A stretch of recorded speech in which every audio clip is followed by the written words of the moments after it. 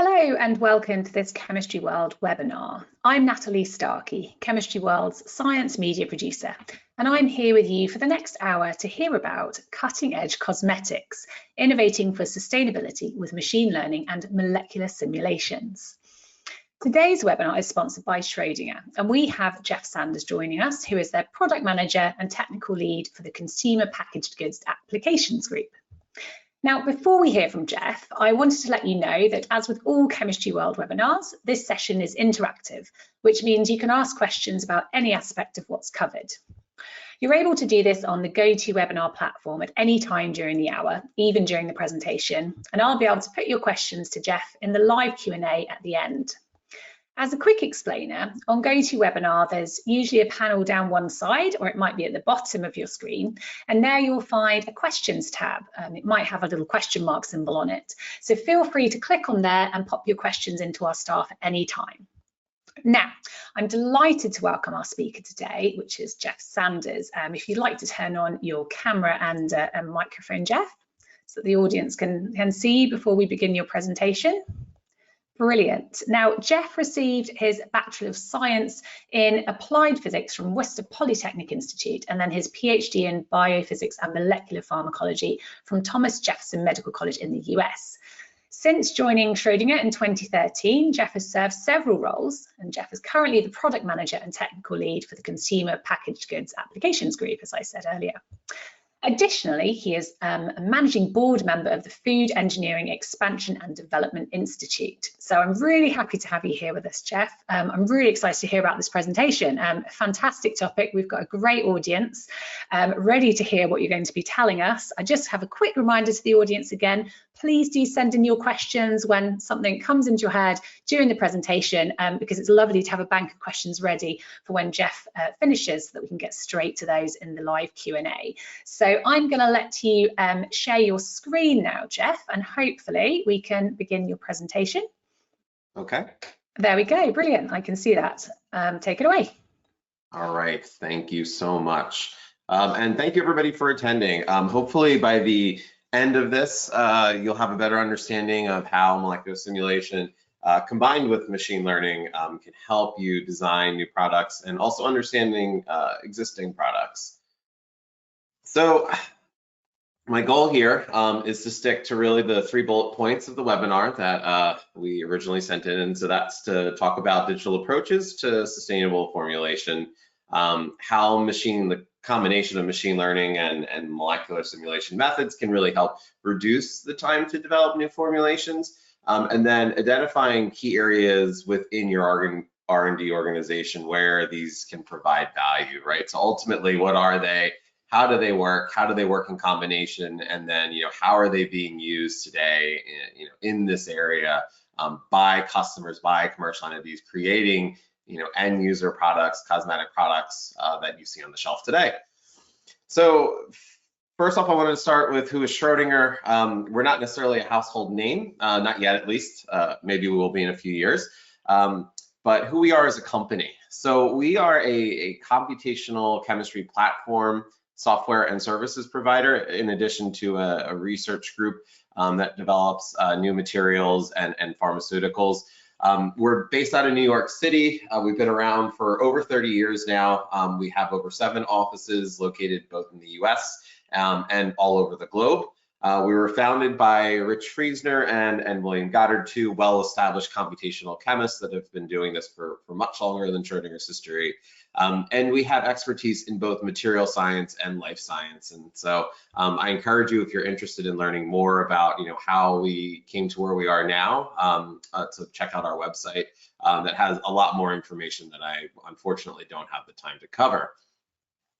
So what is the Schrödinger platform and how does it help you? So we provide an integrated solution for digital chemistry, digital materials, digital cosmetics, you name it, discovery and analysis. And so the idea is that the tools that we're using are grounded in science that is available in the literature, right? So there are simulation engines for quantum mechanics calculations, molecular dynamics, machine learning. Those are things that you can go find anywhere. What we do is we wrap them all together in an intuitive interface-based tool that allows you to transfer information from one type of simulation to the next, and do this seamlessly. And it's also fully supported, and we're constantly developing new tools, new features based on customer feedback, so that, you know, in the future, if there's something that a particular customer is interested in seeing, and this is a routine type of analysis and something that maybe was published a year or two ago, or maybe 6 months ago, that's really changing how you do work, we add it. So we're constantly evolving, we're constantly adding new features, but also keeping the core components as reliable and as accurate and as validated, constantly validated as possible. We also offer these tools in a more enterprise and democratizing way. And what I mean by that is being able to push simulation workflows that are important to your organization or important to your scientists, research engineers, or whomever, in a way that you can use through a web browser. So that the information can be shared, it can be combined with experimental information, it can have built machine learning models that can be visualized and help to drive decision making on the fly. And so whether it's some of our MS Maestro, which is our interface for our physics-based tools and our informatics tools, or our enterprise level program, which is Life Design, we follow the same logic, is that we have advanced filters to build molecular systems. Sometimes that's a very, very difficult part, is just building the system in the right configuration, interface, or morphology, and then running these simulations or automated workflows, not just running a single simulation, but running workflows that actually give you useful physiochemical properties that you can then compare against experiment or use to drive your experimental design. And then you can do all this analysis and every bit that I just mentioned within the tools without having to go to a separate tool for graphing data, graphing software. Everything can be done within our interfaces. So, you know, I've mentioned what we do and you know, where we come from. Today, Schrödinger has been around, as I mentioned, for over 30 years. We're over 700. I think we're closer to 900 employees now. Almost half of them have PhDs related to computational chemistry. More than 50% of the company is dedicated to R&D, so we are heavily invested, as I mentioned earlier, in innovating and making our software, you know, do things that it couldn't do yesterday, and it'll do things tomorrow I can't even think of now. And we do this through a large scientific supported education team that allow us to educate our users. So you don't have to be a comp chemist, you don't have to know a particular type of coding language. You can just be a researcher who wants to solve a problem, and our tools are well suited, and we help you get to the point where you're functional very quickly. And I'll talk about 1 or 2 examples at the end of how this has really helped some large cosmetic and other consumer goods companies. And as I mentioned earlier, since we're constantly evolving the tools, we release on a very, I would say, almost aggressive cycle, is that we have 4 software releases a year, which include both in performance and new feature improvements. And, you know, I think it's worth mentioning, right, that you'll see that there's software everywhere. There are always unmet needs, problems that haven't been solved. And every once in a while, and I think AI and machine learning are probably the latest examples here of, we have this new tool, someone says, you know, this is great, you'll hear AI almost everywhere, whether it's in the news, whether it's in technical journals now, and it's like any other algorithm, it's gonna solve all of our problems. We very quickly apply it and then realize the problem is very hard, and I'm sure there are a lot of people in the audience that understand this and have been around to see things come and go, or things that have become established in your everyday R&D life, is that sometimes the tools have utility, but trying to understand where they fit into your research and how that information can be interpreted and applied is often not quite sold at the beginning. So there's no shortage of technology, is the short way of saying that, and there, you know, it requires both the technology and an intimate understanding of the problem that you're trying to solve. And we see that as really the best way to solve problems, much like those in cosmetic science. I think cosmetic science really is very well suited for computational chemistry because it is a very fast moving market, and it's driven by science. And just one simple example, there are hundreds of examples that I could talk about, is a lipstick product. There are over 30 steps, all scientific, that are involved in the development of a lipstick. Everything from the formulation down to the testing and then the consumer feedback. And when you think about that, that's a lot of information, that's a lot of testing that needs to be done, and a lot of molecular or mechanistic understanding that may or may not be available to you. And of course, this is a constantly evolving market. Consumer trends are changing, the need for more understandable, natural, without greenwashing, based ingredients. And so what that means to formulators and to product developers and packaging engineers even is we need to be able to be agile. We need to be able to think about how we can quickly replace a formulation ingredient, do drop-in replacements that also retain the key performance behavior that your product has without changing it and out taking 6 to 12 months to do so. And as personalized and inclusive cosmetics are becoming more and more, a plethora of products will come to exist in the future. So there's really a lot of opportunities to innovate and innovate quickly. And that's really where computational chemistry can play an active part in guiding this process. And I'm going to show you a little bit more about how that happens. Of course, there are many reasons beyond just the economic motivators. There's also the concern about sustainability, responsible sourcing, ethical concerns over animal testing. They're, of course, introducing regulations that animal testing will go away in many countries. Understanding how much water, what is this, the carbon footprint for developing, shipping, and then the life cycle of that product, and then the pollution aspect. So if we can impact and help reduce any of these things that are really going to have major impact and continue to have a major impact on the environment, then this is more than enough motivation for why we might want to use new tools and think outside of the box of what might be traditionally done in formulation science or packaging engineering for cosmetic products. So on to the actual physics part of it. So I mentioned briefly, a couple terms like quantum mechanics, molecular dynamics, and coarse grain simulations. And I think it's always helpful for the non-expert to understand what are the time and length scales, right? So really speaking about how long do the simulations run and, what are we running them for? Not how long do they take, but actually what is the simulation time? And then also what are the length scales, right? Because that's going to really influence on how complex a system we can simulate and what type of properties we can reliably get out of a simulation, or how do we adjust what we see at the molecular level and extrapolate that to the macro scale.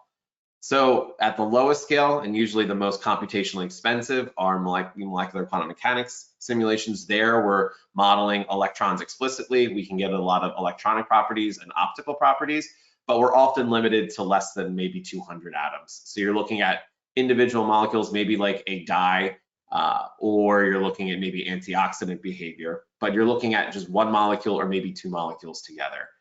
When you move up to molecular dynamics, which is a classical based method, the very short and sweet of it is F equals ma, you're solving Newton's equations for complex condensed phase systems that are up to hundreds of thousands of atoms.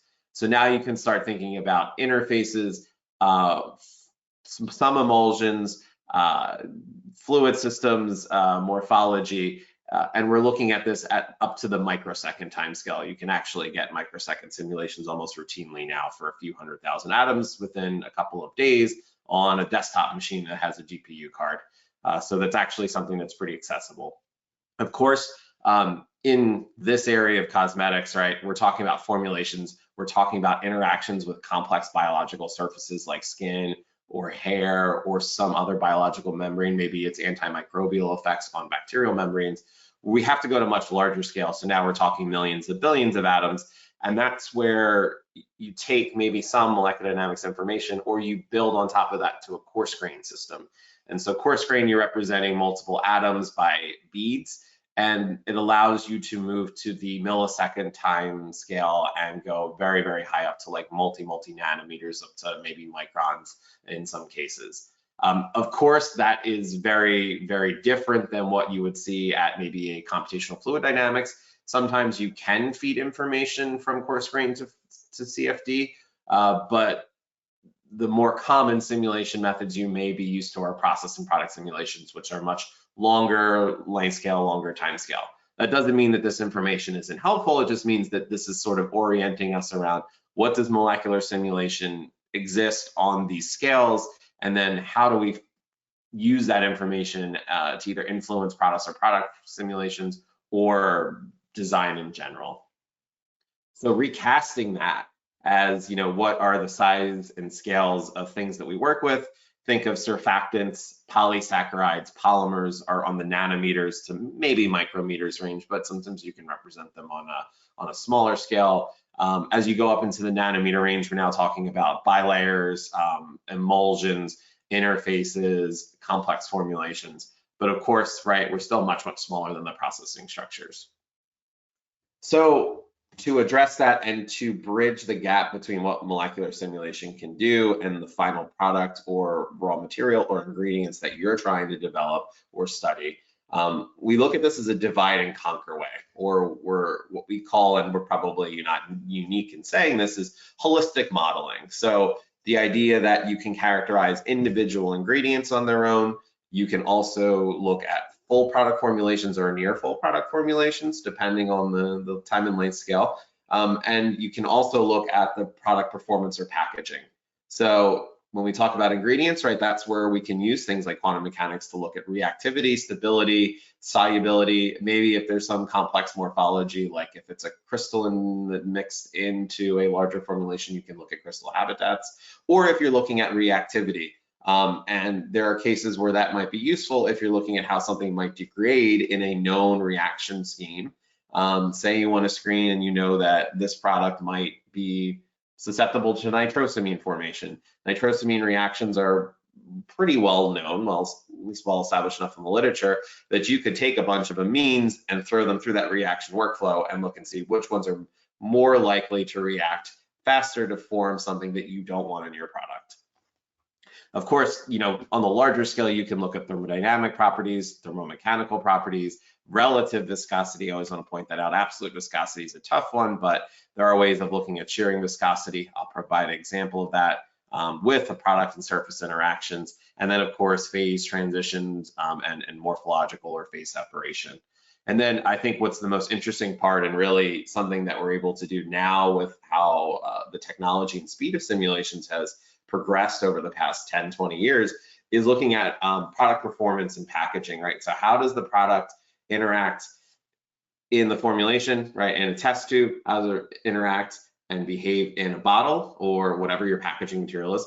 And then how does it interact going onto its biological target, whether it's your skin, under your eyes, whether it's on your teeth, or whether it's your hair. Being able to understand and predict some of that behavior and then trying to tie it back to a real property that you care about at the end of the day. You may not care about specific small pieces that are very, very chemistry based, but you do care about how soft your conditioner makes your hair feel at the end of the day. And so being able to tie those types of properties that we can predict to an overall sensory property isn't always straightforward, but there are often cases where you can use this information to provide insight. So sort of recasting again, holistic modeling, right? We talk about doing it from a raw ingredient to in the bottle and then in action. I'm going to use shampoo as the example here because I think there's a really good story, and we have some data, and some of our industrial collaborators and customers have really driven to use these tools to study all three of these processes because they're all very important in the formulation development, product development, shelf life, and then overall performance. And I think it's really useful to look at how you can apply modeling through the entire process here. So first, let's start with the raw ingredient side, and then talk about the formulation in a simple sense. So one, surfactants are in every, almost every personal care and cosmetic products. They're also in foods, lipids, emulsions, things like that. So they're ubiquitous, I would say. And if we look at something like a shampoo requires not only surfactants and usually a mixture of surfactants, but also other ingredients in order to, perform its function, right? Which is to get dirt off of your hair, clean out grime, get rid of dead skin cells, and then depending on how you treated your hair, the age of the hair, how to give it that conditioning property, right? So it feels silky smooth and maybe not wavy, or if you're looking at dyeing your hair, giving it a certain optical property.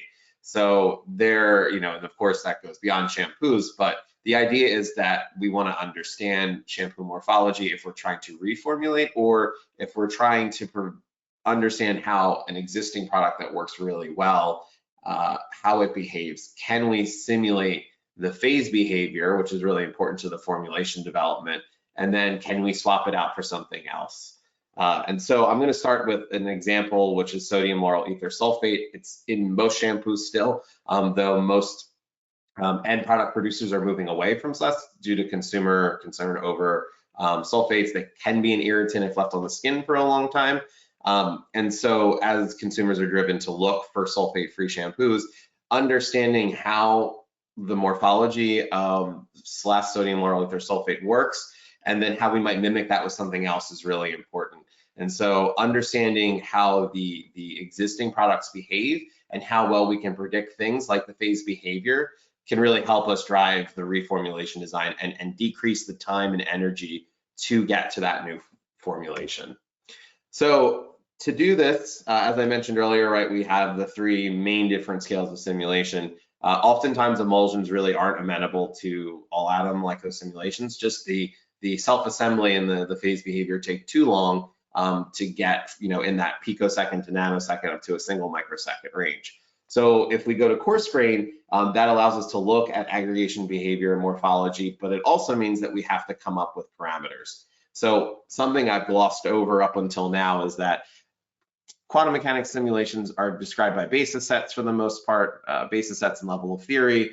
MD is usually described, the physics are described by a force field, which we provide, and there are of course other force fields out there that are all well benchmarked. For coarse grain, there are more options. So depending on whether you're looking at something for just a larger scale morphological assembly, you can use dissipated particle dynamics, or if you need something that is closer to all atom, you can do something like a Leonard-Jones or shifted Leonard-Jones potential or force field. And the most common for that is the Martini potential. So when you try and go from an atomistic simulation and you want to build a coarse grain system and you want to validate the system, often you start with an atomistic as your guess. You build an initial model, you run some simulations, you compare against atomistic results when possible, or if you have experimental information like morphology, you compare against that and then you adjust and then you iterate over this process. One thing to point out is that this used to be laborious. We at Schrodinger are trying to make this easy because we know this is often the hardest part to getting going doing coarse grain simulations. So we have an automated dissipated particle dynamics builder that compares all atom and coarse grain models and refines them based upon how you do your coarse graining or bead topology process. And then eventually we'll have the same thing for the Martini as well. And so that's what I'm going to talk about here. This was done manually. This is something that we're automating now. And one key point that differentiates this is that this project, and I don't have enough time, unfortunately, though please reach out to me if you're interested, require not just adjusting how the Martini force field behaves, but also parameterizing the long-range electrostatic information, because that's really what we found is driving the phase behavior, and that is really helpful. So using our method of building standard Martini models and then refining them and tuning the long-range electrostatics, we can look at something like phase behavior. So on the left is an example, not specific to SLES, but the idea that when you just have water and surfactant, or you have water, surfactant, oil, or water, surfactant, and salts, because salts are really important for viscosity building in shampoos. I'll get to that in a minute. You have, somewhat well-described behavior as you increase the concentration of surfactant, going from something like spherical to cylindrical micelles to hexagonal behavior as you get, above 30–40%, and then when you get much higher, like 70-ish to 100%, you get lamellar behavior. So for SLES, being able to build a coarse grain model and have it predict at least the surfactant water morphology side is very important and somewhat of a first step. So we're able to get spherical to cylindrical, not branch worm-like chain, but cylindrical. And then as you get up into lamellar, getting that, stacking and separated. And those are, of course, things that you can then compare against maybe something you've observed on the bench. As I mentioned, right, salt's really important. It's a viscosity builder. It's in most shampoos. So understanding how that concentration might change the morphology. So whereas you might have spherical micelles at 10% with no salt, you get worm-like chains and a higher viscosity when you have salt present at something like 8 to 10%. weight. And then as you go higher, you get worm-like branch, and then you do get that lamellar behavior, though the separation distance does change. And this, as I probably did not mention, and if you're thinking, okay, why do I care? This is actually really important. So when you think about shampoo, you want it to come out very viscous and thick. And then when you apply it to your hair and you add water, you want it to be able to roll up the dirt and then form really nice, non-viscous spherical micelles with your oil wrapped up in it, and you want it to go down the drain. So that is really why you care so much about this, and also why salt is going to play an important part. So being able to simulate not just the phase behavior of the surfactant by itself and then extending that to surfactant, formulations where you have multiples, but being able to look at the salt effects are really important. And a key point, something we try and do whenever we really talk about it in our models, is are we going to validate experiment, or is it already validated? So since we're not a wet lab ourselves, we're a computational company. We do have some wet labs, but not particularly in the emulsion chemistry area. We rely on our collaborators or what's available in the literature. And so looking at small angle X-ray scattering data, optical microscopy, and other spectroscopic methods, we do see that the models that we built from a morphological perspective agree with what's been measured experimentally, independently by multiple groups. So this gives us the confidence that, okay, this model is working, and that we can take it and now we can start adding more things to make it more complex, or look at how it might behave in a full formulation or how it might behave in action. So I would check the box off on the raw ingredient part. We somewhat got that down for this. Of course, as you add more ingredients more complex, you do have to think about, do we have to design new parameters, or we have to do that? But being able to do it in an automated way, something that we advocate for, and we're not alone in that, but we really try and help our customers do this, is a really good way to lowering the barrier to getting this first step done, and done right, so that you have confidence that you can apply your models to the next two steps, which is really where we start talking about modeling products in action. So here's the challenge, and then something that I've mentioned earlier, and this is part of a project that we did in collaboration with L'Oreal. There is a publication out there. It's referenced at the bottom. We visit our website afterwards, or there's also the information at the next few slides at the bottom for the reference.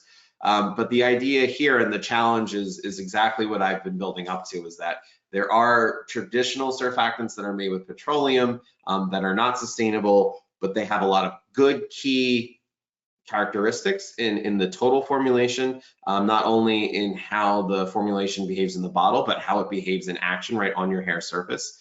And there's a few ingredients, right? So when we talk beyond just simple shampoos and conditioning, we have, the cationic surfactants, right? So that's something we just talked about. You have lipophilic conditioners, you have cationic electrolytes, which add to the viscosity and appearance in addition to salt. And so understanding right now how a complex formulation behaves from the bottle and then on to the surface and how that might behave is something that we need to do if we want to think about drop-in replacements for an existing shampoo, so that you can reformulate rapidly without having to test a lot of different systems or conditions. So what we're targeting here to replace are the cationic polyelectrolytes. So being able to go from something that's poorly eco-sustainable to something that is sustainable, that has a natural source, and can get towards an actual real green solution here, means that we have to think about what can we replace it with, how do we maintain the sensory properties, and then how do we understand the film formation and the biotribology aspects of it. So not just looking at the formulation all the way through to inaction. So talking about really, a complex process, right? Actually scrubbing your hair with a conditioning shampoo and taking into account things that your hair may not be perfect. You may have damage, whether that's from UV, whether it's from age, whether it's from bleaching or other treatments. We want to be able to understand how this formulation, how this product works, how the eco-friendly or the sustainable replacement works, and how it might work on a variety of different hair. And then of course, going beyond that, if you really wanted to study all of them, you could think about looking at different types of hair, right? Different ethnicities, have different hair features, and being able to understand all that is really important in order to provide that personalized cosmetics solution that I talked about earlier. So how do we solve this systematically? right? We talked earlier about the surfactants and being able to parameterize them, right, with coarse grain, being able to increase the length scale using the coarse grain simulations.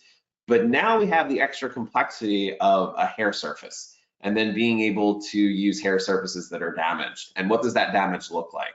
So there are varying levels of complexity for building a hair surface. The short of it is you can build a simple surface to start. There is one fatty acid that is primarily on the hair surface. It's 18-MEA.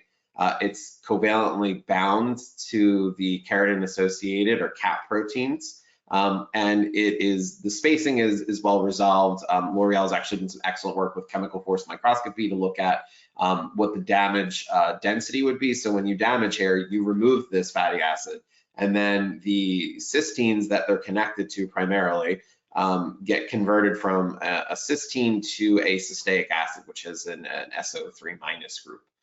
So you introduce more charge on the surface. How that damage looks has been laid out by L'Oreal and others, and so we use that experimental information to build more realistic models. So those sort of circular patches, which were not just guesses, they were actually built using information from really small scale AFM-like measurements.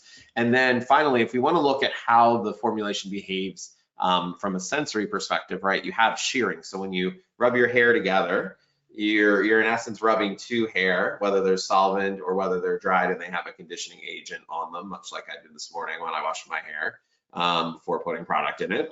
And you want to be able to look at how soft does that feel. So that's somewhat of a shearing behavior. So you have two hair and you rub them together. And so we have to be able to capture all of this if we want to go really from raw ingredients, formulation, all the way down to product in action.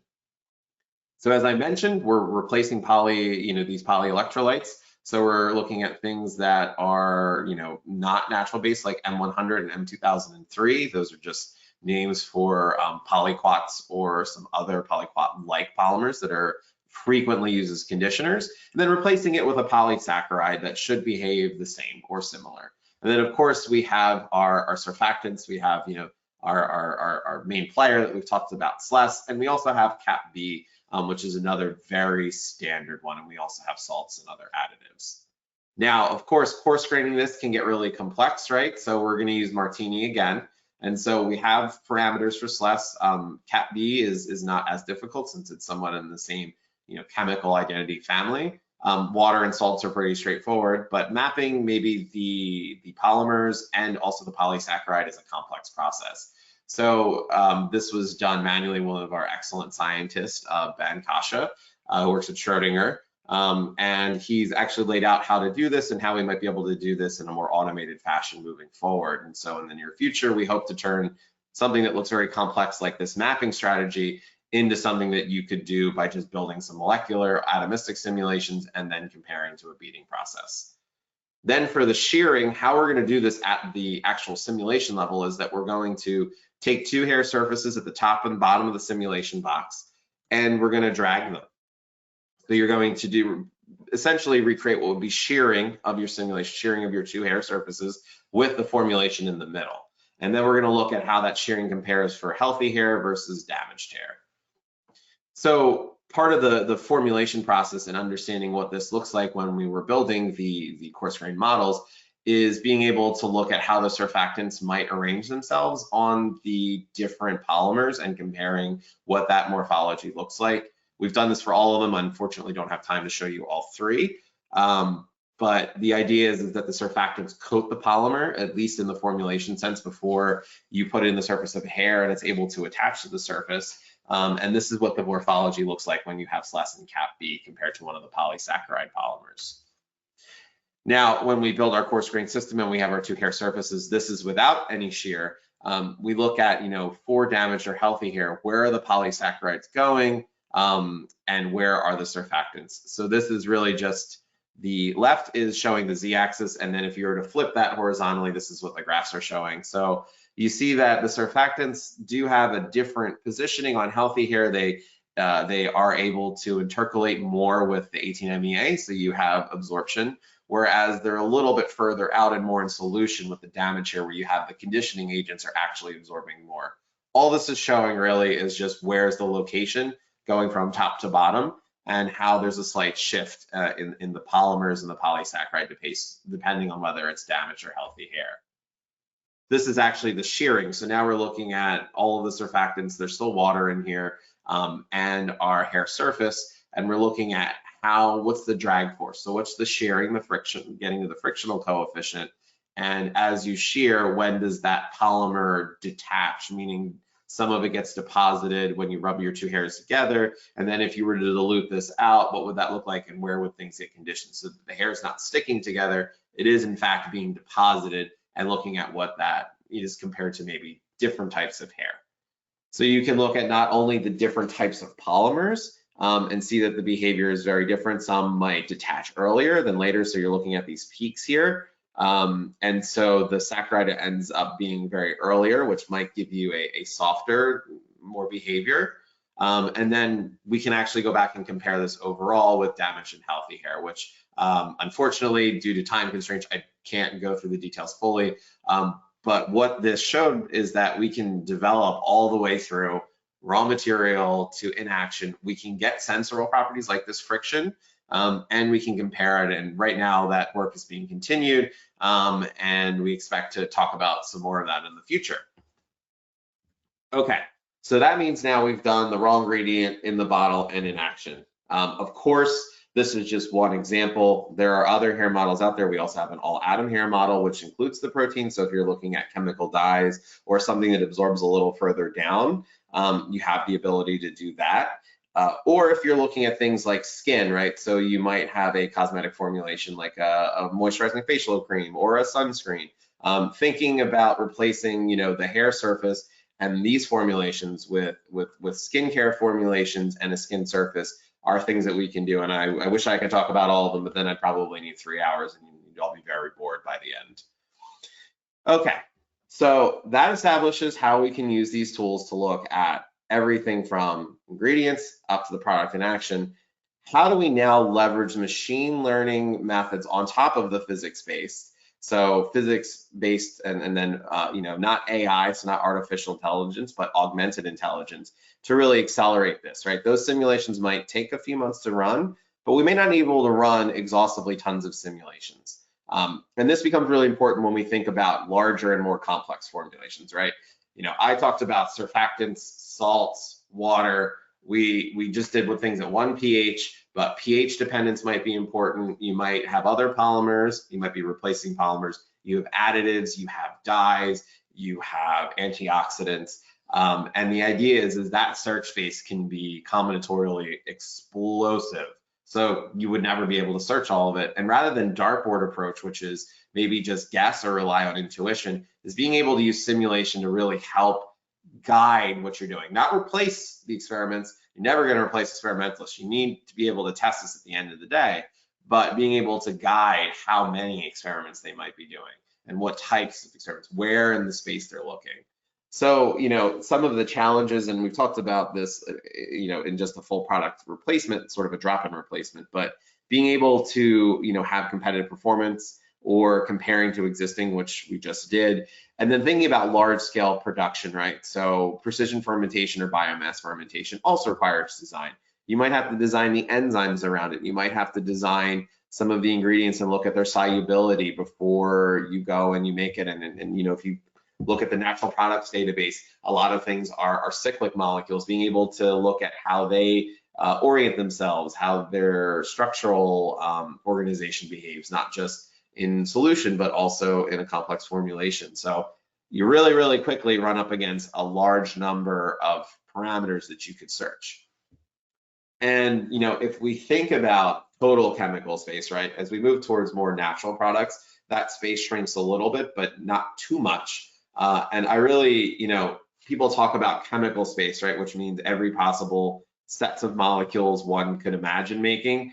I think it's really important, especially for someone that doesn't always think about it like me, what's the total number of everything? So we look at by the numbers, what's the possible upper estimate of the number of molecules that could be made with all the elements we know in the periodic table? And that's something like 10 to the 180, which is a lot.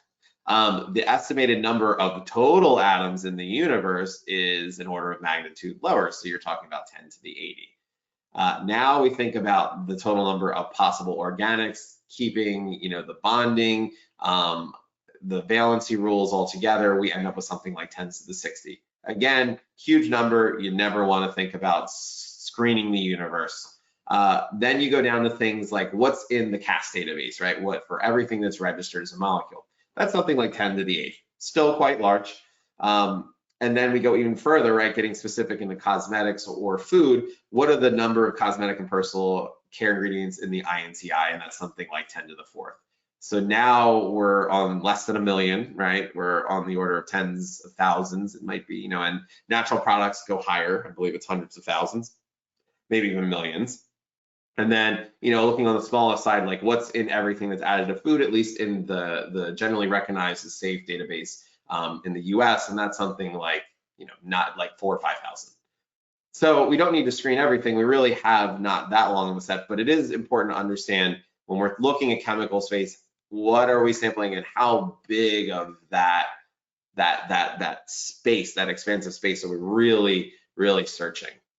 And so how we do this from a chemistry perspective, and this has been done long before machine learning became a hot topic again, and some of the earlier machine learnings have been used since the 70s for chemical informatics or chemistry aware types of models.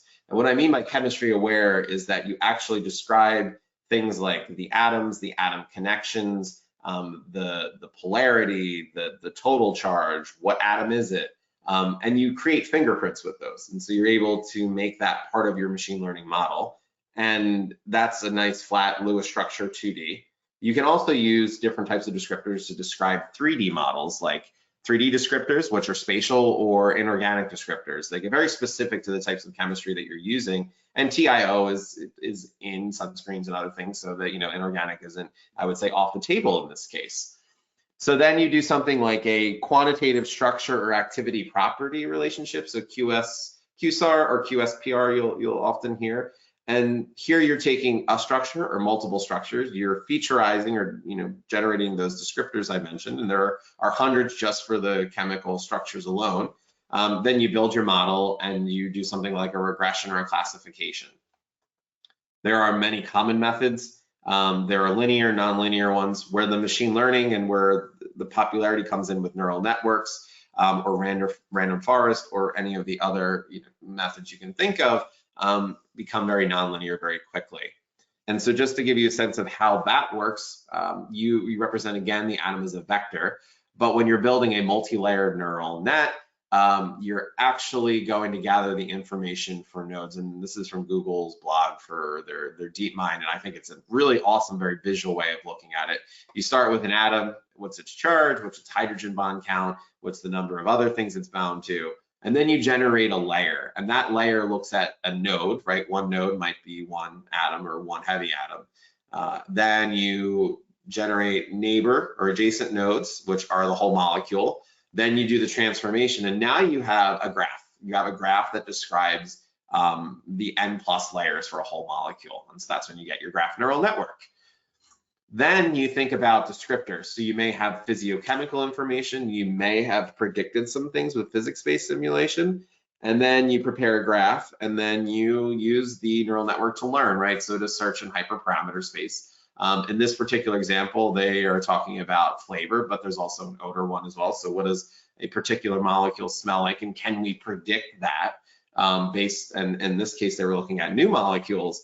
And getting that information when you have multiple new loads, and you do the reduction to vectors and you do the neural network for the final prediction. That's the 30-second crash course on how neural networks work. I'm oversimplifying. I'm sure there are machine learning experts in the audience that could go, but it's not quite that, there's more. Of course there's more, I'm just trying to keep it short for time. But the idea is that you can use those tools, and we provide tools that look at the traditional QSPR or QSAR methods. So you can give it a bunch of molecules, and maybe some properties or one dependent property, and we automatically generate thousands of models and then look at single or consensus models, depending on whether it's categorical or continuous. And then you just build all these models and we give them to the user. We also built in the material specific features, right? So inorganic solids, the ability to do formulations put multiple molecules in. A lot of the papers that you'll see for QSAR or deep chem or auto QSAR, deep QSAR are often single molecule. Formulations, which is what we care about probably more than a single molecule, not always, require being able to put a linear combination of molecules. And then looking at all of these descriptor properties, the experimental information you may have, the physics-based information you have, and then being able to add information from the simulations themselves. Oftentimes, I'll talk to formulators and they have some data, but not enough. You do generally need hundreds of thousands to generate a reliable machine learning model, and that model is only going to be good for the space that you have coverage in. Adding the physics-based descriptors from simulation allow you to expand that, or maybe add other properties or refine a model. And I'll just give you one simple example, and this will probably be the last thing I talk about, is looking at ramipolipids or sophorolipids or surfactants. So thinking about natural or sugar-based lipids, now moving beyond simple linear chain. We have various things to think about, right? If they're coming from nature, the lipid chain might have much more diversity than what you get from synthesizing something like SLES. Still has some distribution in the chain length. It's not always exactly the chain size you want, but around there. And this can actually add complexity as you go to more precision fermentation developed ingredients. So you have things like cyclic versus linear, right? Natural products, similar, cyclic. Tail length, the concentration, of course, salt concentration, solution pH, temperature, and you can even add the cost in as descriptors. So we can think about looking at maybe a low pH single ramipolipid and looking at how this aggregates. This is all atom. These are actually sufficient to get aggregation for these types of molecules. And then, adding all that other information to build models. Now, again, if you don't have information in a set, or your domain of data or simulation data only limits you to one space, you can't use the model to predict something it's never seen. And we understand that. What we think the models can be used for pragmatically and realistically is to look at things like the pH dependence, something you might sample or something easy to adjust in the simulation, to look at size, zero shear viscosity, relative zero shear viscosity, or surface tension. And so as a function of surfactant concentration, percent weight, and pH, you can see very quickly this gets into a lot of simulations, probably a prohibitively large number of simulations you wouldn't want to run because it's just too much. So how we think and how we would cast this, or how we would set up the design problem, is you have a whole design space, which is huge if you're thinking about these ramipolipids or these biosurfactants. You randomly choose a subset, you build some formulations, you run some MD, you generate some of the properties we talked about, or use also some of the chemical descriptors, call them the state descriptors, or maybe solubility data, something else. You predict properties, you choose an informed set, and then you iterate over the model, or if you're happy, you go and you test. The real question is, right, in that molecular dynamics side, how many simulations do we really need to run? How much is enough? And so being able to featureize these, something I meant earlier, and being able to customize the features, right? So you can use out-of-the-box models and they'll work. We feel, rather than generating a bunch of data and using that data as our quote-unquote secret sauce, we think that you can generate unique descriptors for the chemistry classes that you're using, like the biosurfactants, which is the number of tails, number of head groups, and using that to help look at the cluster formation or some other property. So that allows us to train the data and just look at, on a simulation basis, what's the number of predicted clusters from MD versus what's the number that the ML would predict, taking that MD data and those biosurfactant specific descriptors, and then using that to generate our model. And so if you start with 10 simulations, it's not so great. If you go to 20 or you go to 80, you actually start to get closer and closer to what would be ML just predicting what would be the right clusters compared to the simulation alone. So this is augmenting or also adding back into refining how much physics-based simulation do we need to use. And I put it at this bottom, but I haven't explicitly said it. We're looking at 153 total system variations, and that's very small. It can very quickly, as soon as you add other ingredients, blow up. So the idea is that by looking at once you have a tuned MD model, so say we take the simulations you ran on the hair earlier and we get some clustering properties or we get some frictional properties. And then we start to simulate more and more by varying the formulation or varying the different type of biological surface model, or we look at antioxidant activity, different properties we can either predict or we have experimental info for, and we're supplementing with simulation. We can actually use the machine learning to tell us at what point do we have to stop running simulations because our model is good enough. So rather than use machine learning to try and blindly predict something new and unique that the model is not trained against, it's using the model to help drive the physics-based simulation, incorporate experimental information, and help tell you what is the optimum level, not only of experiments to run at the end of the day, but how many simulations should I be running before I have that region of diminishing returns. So rather than just simulate everything because you have finite resources, finite access amount to software, finite manpower, or finite time to impact a project, you have to really think about what can I do when I'm dealing with such a large, exhaustive search space that is a product, is a cosmetic product at the end of the day, to refine it down, whether I'm drop-in replacement, whether I'm varying concentrations, or whether I'm looking at packaging, which unfortunately I don't have time to talk about today, but please reach out if you're interested. We have a couple good examples and have a lot of experience of seeing how these things behave at the packaging interaction level, because that's really important, not just for sustainability, but also for shelf life. So in summary, we can use machine learning that's chemically aware to help us drive not only formulation development, but also how many simulations to get a reliable model we would need. So ending on the last part is, how is this being used and how does it provide value to you, the end user, right? So I've talked about some things. I think it's more important to hear about what others that are using our tools are talking about, the way that the software is impacting their day-to-day R&D life, how they're able to solve problems faster. And so I'm going to use two short examples. They're both public. You can go to our extrapolations webpage to look at them in more detail. And I'll start with the L'Oreal one because that's something we discussed in detail earlier. And the idea that, using this platform to look at sustainable product ingredients, we've seen the data, we know what the simulations look like. And so now this platform that we developed with L'Oreal is allowing them to make confident decisions faster. So rather than doing that dartboard approach to formulation development or testing, they're able to use the simulations to drive decision making at the end of the day, a process that would often take them years to generate usable data, looking at the deposition or any other physical property of those formulations on a hair surface. Having that in silico model, that surrogate model to do this, accelerates it beyond what might take weeks, something you can drive down into a day or two once you have built your coarse grain models. On a larger scale, and this is a case where this has been used in multiple application areas, a big CPG company like Reckitt, who has adopted this not only for their product development, but also for their sustainable packaging. And so you can read more about the details there, but being able to use this in formulation development, in action, maybe on detergents for fabric surfaces, getting away from cosmetics is not really the topic of discussion today, or looking at the packaging selection.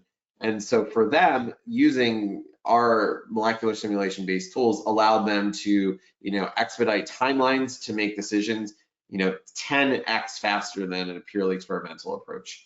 And so for them now, this is a fundamental strategy to incorporate simulations to help whittle down how many simulations they need to run and how many different parameters, packaging, formulations, ingredients they need to do, or help solve a problem. So one thing that is intrinsic, I think, to the hair example I showed is being able to understand how things work and rationalizing if a product doesn't behave the way you expect. Sometimes simulations can provide insight that may take 20 to 100 years to understand, or you may have had no understanding at the molecular level prior, and can really help, give your formulators, give your experimentalists, give your engineers some fresh insight. So, and on that, that's it. That's all I wanted to give you today as an overview and try to take you on that journey from how we can use the simulation to look at ingredients all the way through to a product in action, and know that the sky's the limit. If we can describe it with chemistry composition, whether it's the formulation, the molecules, or the biological substrate, there are usually, I would say, methods, ways, or information the simulations can provide that will give you insight. It's not always going to give you the answer, but it will give you answers, an answer that will be useful to you. And so thank you for listening. I'm happy to take questions with the time that we have left. Wow, thank you so much, Jeff. You covered so much. That was super interesting. I was gripped for all of that, because you hear about cosmetics companies talking about the science, they do all this science and you think it's all chemical laboratories, but actually there's this stuff going into it which I'd never even considered. So yeah, it's really opened my eyes to what goes into some of the products we're using, and shampoo stuff we use almost every day for most people, and you're like, oh my goodness, wow, that's amazing. So we have loads of questions coming in. We are running out of time, so we're not going to be able to get through all of them. So if you have a burning question for Jeff, then his email is on the screen at the moment. That's jeffrey.sanders@schrodinger.com. So please do get in touch with him, and I'm sure he'll be able to get back to you within some time to get some answers to you. So let me get through a couple of questions, just because I think it'll be great to get through a few for our audience. So one of the questions from Simon says, can you model absorption through the skin? And also, can the model tell the difference between, say, under eye skin or a forearm or something? Yeah, that's an excellent question. So short answer, yes. Longer answer, so how skin permeation has been modeled, there are tons of papers. I'm happy to point you, not from our group, but from others. There's a group, I think Lars Norland, I may be butchering that name, does permeation. Is actually now you can get quantitative agreement. That's for a single molecule. Permeation enhancers, like solvents, have been used and have also been able to rank order permeation. So yes, it can be done. If you're looking at absorption for a large formulation, that's also been done via coarse grain. There's a good paper out of Meringue's group. He's the original Martini developer, and we've actually recreated that study. Happy to talk about it, where you've looked at deposition of a multi-layer nanoemulsion on the skin and which parts get through further, right? Without having to do a single molecule system. So yes to both of those. To your point about the different skin, I could go on for a while about this, so I'll keep it short, right? Most skin samples are taken from the abdomen of cadavers, and that's absolutely not representative to your arm, under your eyes, your ear, your face, your forehead. Maybe some of those are similar. Understanding the composition of the ceramides, cholesterol, and that allows you to build models. There's a lot of really good cryo-EM structures, which basically are the structural input for us for, abdomen skin. Understanding, and if you can get a profile of the different types of ceramide concentrations and moisture concentrations, if you think about other parts of your body, you can build those models as well too. It's just an understanding of that, and some of it's in the literature. For some, I know there's some lip model papers out there that look at varying ceramide concentrations, but yes, you can do it. It just, you do need a little bit of information, and oftentimes if you just search in the literature, that's there, or if you have in-house data, you can absolutely use that. We have a method and a workflow now to build skin models, atomistic and coarse grain. And I imagine that varies with age and ethnicity, and you've got all these other factors to think about as well. It's it's not a simple system, is it? No, you're right. Sorry, and to your point, but the nice thing about the models is if you have some insight or hypothesis about how that varies with age or ethnicity, you can build that and test that in the model, and you can quickly figure out if you have some experimental validation, if that's right or wrong, and then refine the model. Brilliant. Okay. Okay. Another question is about sunscreen ingredients. Can you predict the interactions of sunscreen ingredients and also the photo degradation and the effect on SPF? That's quite a big question, I feel. Yeah, so another one, short yes and yes. We actually hope to have either a paper lecture at the Society of Cosmetic Chemists where we've looked at the photo absorption, so the critical wavelength for absorption of sunscreen ingredients. That's something that we've done. And then for photo oxidation or photolysis, we have full workflows. And so we've done this for a few molecules. You can take everything that's publicly available. We've looked at critical wavelength, the band shape absorption, and you can easily predict we have an oxidation potential and like bond association energy potentials that you could then use. And then you just look at how does that shift the critical wavelength? How does that shift the relative stability? So if you shift out of the absorption, whether UVA, UVB absorber, then So you can absolutely look at that in a formulation, and you can absolutely model the oxidation or the degradation of the molecule and that's effect on absorption of photons. Brilliant. Another one, I know you mentioned this really briefly, and it's a big topic, which we probably don't have time to get into now, but a very quick question about the packaging interaction simulations and exploring in particular pack evacuation and how easy it is to dispense 100% of the product, because that's always really annoying to me when I can't get the product out and you're like, well, I've wasted it. Why have they bothered making it if I can't get it out of the packet? So can we investigate that with your models?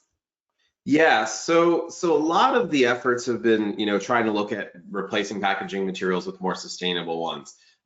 In terms of looking at like sticking or ease of use or absorption, so that it's like the hair. So if you take the hair and you replace it with like your plastic, or if you have a barrier layer, looking at, what's the shearing? If it's a really loose shearing or you don't see a lot of sticking, much like we wanted those conditioning agents to stick to the hair, you maybe don't want your product to stick to the wall, the inside wall of your packaging. So you could think about shearing, you could think about desorption simulations or evaporation simulations as your formulation introduces more oxygen over time and the moisture content changes. Those are all things, and that's sort of a divide and conquer strategy again, but we have looked at those interactions specifically in the cosmetic markets. I can't unfortunately talk about some of those examples, but happy to have a conversation and kind of lay out what we can do and what's available now, what that information will help give you to guide some decision making. Okay, brilliant. So I'll get, that was from Malcolm. So yeah, feel free to contact Jeff about that. And a very final question, are any of these simulations being done with quantum computing? And if not, is it going to be explored in the future? I can't say. So I would say we're the public information. So on the quantum mechanics and quantum computing side, they are much closer to getting useful. They as a community. I can't say too much specifically about Schrodinger right now, but yes, the idea that we would use quantum computing in the future, the error correction, which I think they've almost gotten through that problem now, it would be great. It's still not we can't go today and try and run these at least some of the back ends directly on a quantum computing engine and not spend more time checking if the results are right than actually using it to gain information. So in the future, I expect to see it. The timelines for that, unclear to me now, maybe 10 years, maybe 5 years. But tomorrow someone could discover something that really solves a lot of the error correction problems and the checking. In 2 years, we could be doing it routinely. That I don't know, but I'm optimistic about it.